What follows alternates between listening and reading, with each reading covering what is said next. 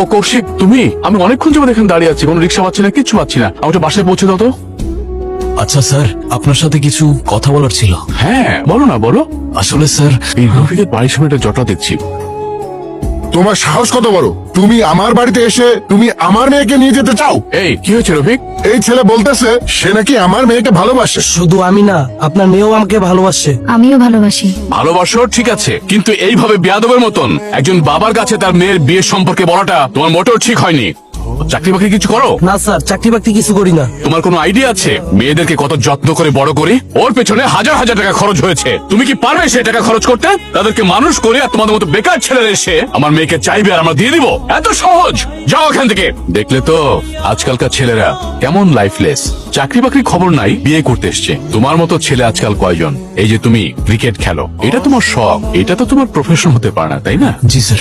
যখন একটু ম্যাচিউরড হবে, ভালো চাকরি করবে, তখন বিয়ে শাদী করবে। আজকাল তো ভালো চাকরি ছাড়া মেয়ের বাবারা মেয়ে দিতে চায় না। জি স্যার। তুমি কি যেন বলতে চাইছিলে আমাকে? তেমন কিছু না। বাবাকে বলছো বিয়ের কথা? বাবা কি বলছে, রাজি হয়েছে? কিছুই বলি নাই আমি। আর যদি বলতামও উনি রাজি হতো না। মানে? উনি তোমার জন্য আমার মতো কোনো বেকার ছেলে চায় না মিতু। ভালো কোনো চাকরি না করলে উনি কখনোই মানবে না। তো এটা তো স্বাভাবিক, তাই না?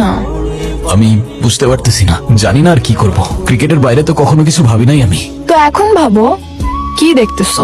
আগে আমি না ক্রিকেট? বিষয়টা এমন না মিতু। তাহলে বিষয়টা কেমন? শোনো, এসব বাদ দাও, এসব বাদ দিয়ে না হয় এখন একটা চাকরির জন্য ট্রাই করো। কি চাকরি করব আমি? আর কে দেবে আমার চাকরি? আমি ক্রিকেট ছাড়া কিছু পারি? কিছু তো পারি না আমি করবোটা কি? এক্সকিউজ দেওয়ার সময় সবকিছু পারো, কিন্তু একটু রেসপন্সিবিলিটি নিতে পারো না। তোমাকে আমার কিছু বলার নেই, থাকো তুমি, আমি গেলাম। আরে কিরে, কিছু হলো?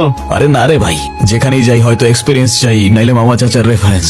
এসব ছাড়া আজকাল কিছু হয় নাকি? ওর জন্য কিছুই করতে পারতেছি না আমি। চিন্তা করিস না, ট্রাই করতে থাক। জানি না কি করতেছিস। না কিছু না। দেখি মিতু, এটা কে? ও স্টোরি দিছে এটা? কই আমি তো দেখলাম না। হ্যাঁ কই, আমার আইডি থেকে তো দেখা যাচ্ছে না। হ্যাঁ তো আমার মনে হয় কি ও তোরে হাইড করে রাখছে। মানে? শোন শোন শোন, কিসে পড়ো তুমি? জি, ইংলিশ ডিপার্টমেন্ট। আর কত বছর লাগবে অনার্স শেষ হতে? সামনের বছর শেষ হয়ে যাবে। কে এটা মিতু?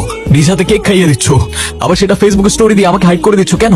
আরে উত্তর দাও না কেন? আমি তোমাকে এসব কথার অ্যান্সার দিতে একদম ইম্পর্টেন্ট মনে করতেছি না। না ইম্পর্টেন্ট তো, অবশ্যই ইম্পর্টেন্ট। অ্যান্সার তো করতে হবে তোমার। বয়ফ্রেন্ড আমি ওর, এখন বল না, জিজ্ঞাসা কর না ওকে কে আমি ওর। কেউ না তুমি আমার। ওর গায়ে আরেকবার হাত দেওয়ার আগে